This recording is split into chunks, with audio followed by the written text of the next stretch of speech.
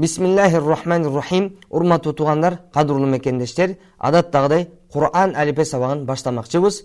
Бүгүн биз 4-сабакты өтөбүз. 4-сабакта биз тамгалардын ичинен эң жеңил тамгалардын бири болуп саналган, бул тамга кыргыз тилинде дагы кыргыз тамгаларында кездешкен мим тамгасы менен таанышып өтөбүз. Алгач мим тамгасы кайсыл жерден чыгат? Мына ошол тууралуу кыскача токтоло кетсек, мына ушул сүрөттөн бизге дагы да түшүнүктүүрөөк болот. Өзүңүздөр көрүп турганыңыздардай, мим тамгасын айтканда ам дегенде, мим дегенде мына ушул эки элин бири-бирине тийген абалда чыгат. Мисалы ма же ам дегенде бири-бирине тийген абалда чыгат. Жана мим тамгасынын өзгөчөлүгү мына байкасаңыздар, мына ушул мурун көңдөйүнөн бияктан үнү кошо чыгат. Башка тамгаларда мим менен нунда гана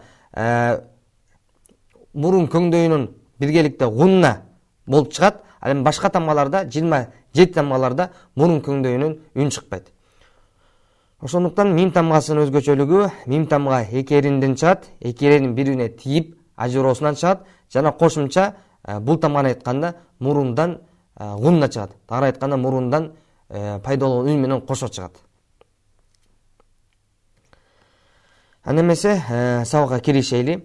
Бул сабакта биз көңүл бура турган бир канча нерселер. Эң алгач биз мим тамгасы фатха, касра жана домма аракеттери менен келгенде кандай окулат, жана мим тамгасы сөздүн башында, ортосунда, аягында кандайча ыкмада жазылат, кандай сүрөттө жазылат, мына ошону эстеп таанып калыш керекпиз. Жана үчүнчүсү, өзүңүздөр көрүп турганыңыздардай, мим тамгасы башка сөздөр менен келгенде, башка тамгалар менен кошулганда кандайча окулат.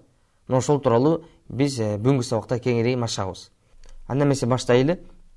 Өзүңүздөр көрүп турганыңыздардай, мим тамгасы бул сөздүн башында келсе ушундайча жазылат. Үстүндө фатха аракет экөөнү кошкондо ма болот. Ма. Экинчиси, бул сүрөт качан мим тамгасы сөздүн ортосуна жазылса. Ачыктап айтканда, буга чейин да мындан кийин дагы тамгалар болуп кошулуп жазылган учурда мим тамгасы мына ушундайча сүрөттө жазылат. Астында кайсы аракет? Касра аракет, и аракет. Экөөнү кошкондо ми болот. Ми. Ал эми үчүнчүсү, бул мим тамгасы бул сөздүн аягында да ушундай жазылат. Үстүнүн аракети домма аракети, у аракети. Экөөнү кошкондо му деп окулат. Демек, жалпысынан ма, ми, му. Ма, ми, му деп окулат.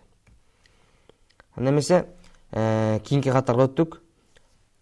Мим тамгасы сабактын буга чейинки сабакта айтылгандай, биз окуганга шашпастан бир сөздү көргөндө эң алгач кайсы тамга жана үстүндө кайсы аракет турат, мына ошону өзгөчө көңүл буруп шашпастан ар бир тамганы өз-өзүнчө алгач окуп алабыз дагы, андан кийин ошол тамгаларды бири-бирине кошуп окуйбуз. Биринчи тамга мим тамгасы. Үстүндө домма аракет. Экөөнү кошкондо му деп окулду. Эми андан кийинкиси ро тамгасы. Аракети жок, сүкүн. Экөөнү кошкондо мур деп окулду. Андан кийинкиси кайра эле мим тамгасы домма менен.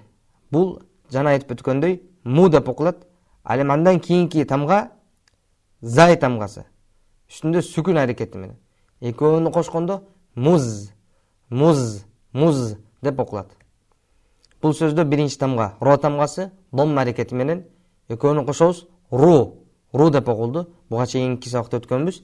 Ал эми андан кийин бүгүнкү сабагыбыздын негизги тамгасы бул мим тамгасы, үстүндө сүкүн менен келиптир.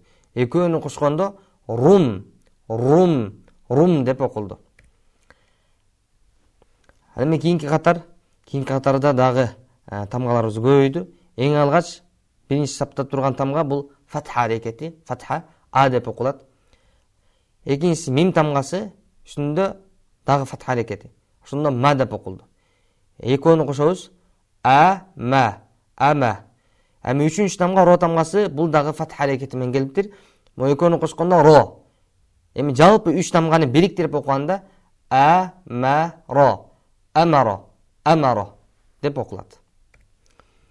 Ал эми кийинкиси биринчи тамга бул домма аракети, у деп окулат.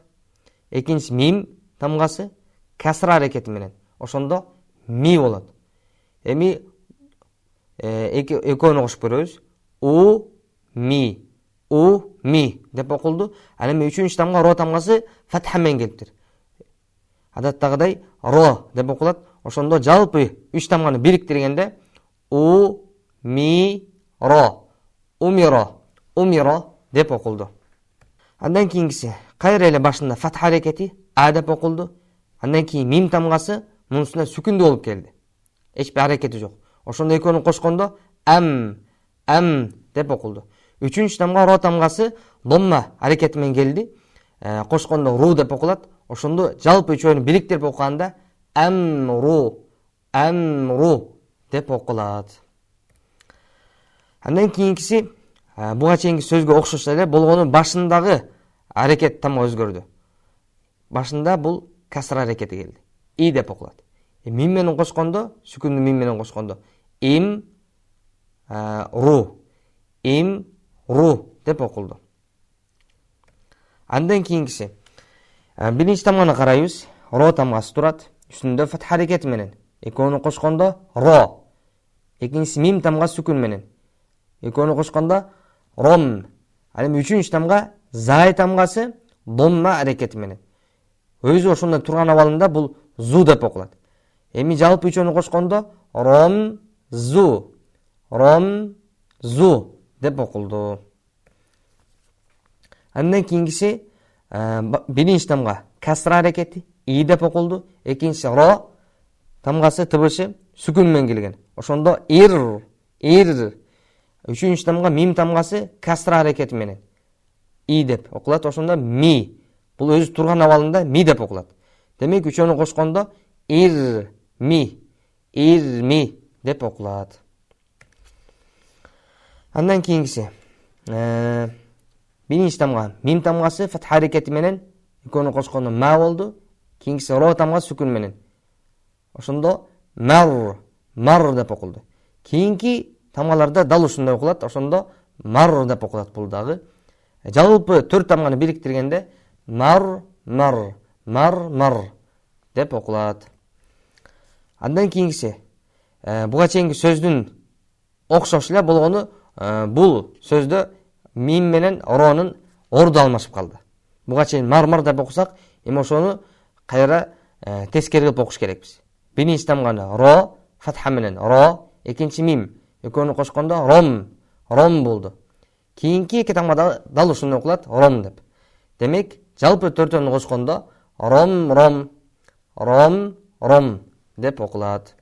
Андан кийинкиси бул сөз дагы мурдагы сөзгө окшош болгону ронун ордуна үстүнө чекити бар зай тамгасы келди. Ошондо могу биринчи тамга за деп окулса, экинчиси мим сүкүнүү. Экөөнү кошкондо зам болду. Демек кийинки эки тамганы карасак дал ушуну окулат экен. Зам. Жалпы 4-өнү бириктиргенде зам деп окулат. Бул сөздү көргөндө Ик Меккедеги касиеттүү замзам суусун эстесеңиз болот. Демек, ошол замзам деген суу араб тилинде мына ушундайча зам деп жазылат.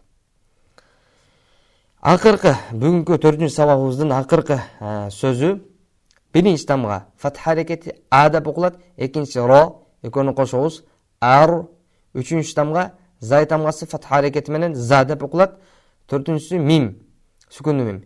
Демек жалпы 4-өнү кошкондо ар зам деп окулду. Мына ошентип, урматтуу туугандар, кадырлуу мекендештер, мына ошентип бүгүнкү 4-үнчү сабагыбызга соңуна келип жетти. Бүгүнкү сабагыбызда жалпылап жыйынтыктап айтканда биз мим тамгасы менен таанышып өттүк. Мим тамгасы сөздүн башында, ортосунда, аягында кандай сүрөттө жазылат, фатха, касра, дом аракеттери менен кандайча окулду, жана буга чейинки зай, ро тамгалар менен биргеликте чогулуп келгенде кандайча окулат, мына ошонун баардыгын Аллах буйрса кеңири таанышып өттүк деп ойлойм. Аллах таалам баардыгыбызга Кур'ани Каримди туура талаптагыдай окуганга мүмкүнчүлүк берсин.